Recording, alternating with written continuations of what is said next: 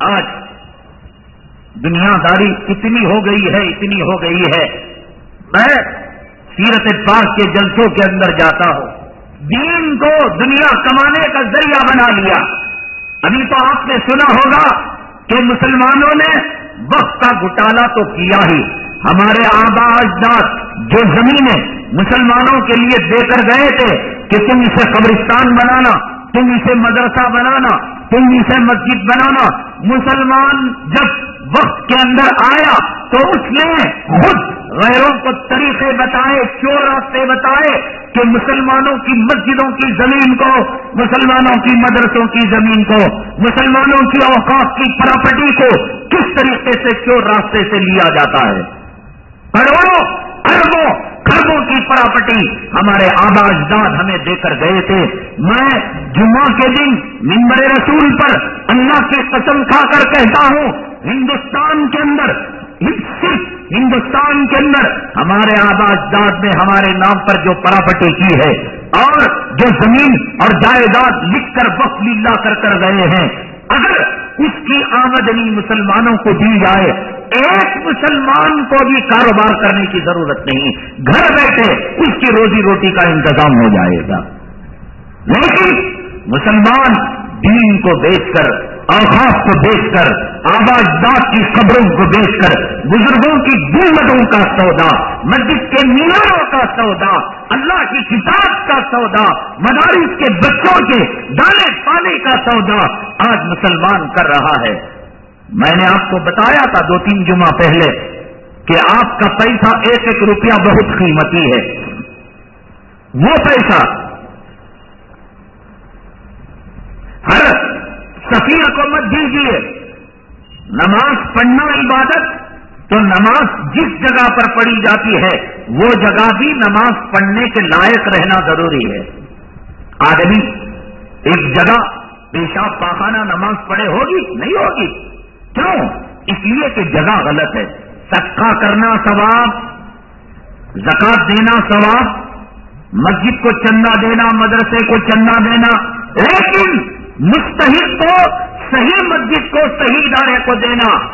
میں کہتا ہوں کہ اب آپ کے در پر، آپ کے مدرسے، آپ کے دکان پر، کارخانے پر جو سپرا آتے ہیں، کم و بیش 75% وہ ہیں کہ جنہوں نے اس کو کاروبار بنا لیا ہے، اس کو دھندا بنا لیا ہے۔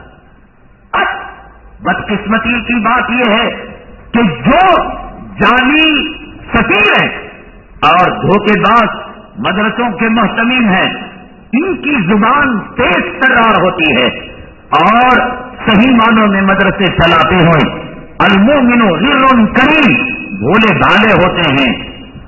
تو انہوں نے مدرسے کے نام پر، رسول اللہ صلی اللہ علیہ وسلم کے مہمانوں کے نام پر، صفہ چبوترے کے نام پر، دار رسم کے نام پر اس پیٹ کی جہنم کی آگ کو بجھانے کا انہوں نے ذریعہ بنایا ہے۔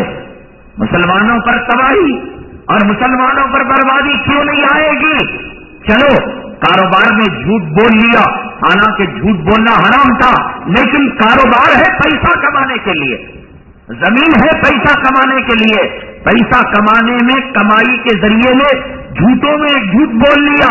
چلو یہ جھوٹ بولنے کی جگہ تھی، لیکن مدرسے کے نام پر، قرآن کے نام پر، سیرت کے جلسوں کے نام پر، مسجد کے نام پر، اوقاف کے نام پر، خدا کے نام پر، نبی کے نام پر، صفہ چبوترے کے نام پر، رسول اللہ صلی اللہ علیہ وسلم کے مہمانوں کے نام پر، قال اللہ کے نام پر، قال رسول کے نام پر قیامت کے دن لکھ کر رکھ لینا سنبل کے ڈاکوؤں کو خدا معافی نامہ دے دے گا، خدا ویرپن کو معافی نامہ دے دے گا، خدا اگر چاہے پورن دیوی کو معافی نامہ دے دے گا، لیکن یہ خدا رسول کے نام پر ٹھگنے والے ٹھگیوں کو میرے رب کی قسم تم دیکھو گے کہ منہ کے بل گھسیٹ کر فرشتے ان کو جہنم کے اندر ڈال دیں گے۔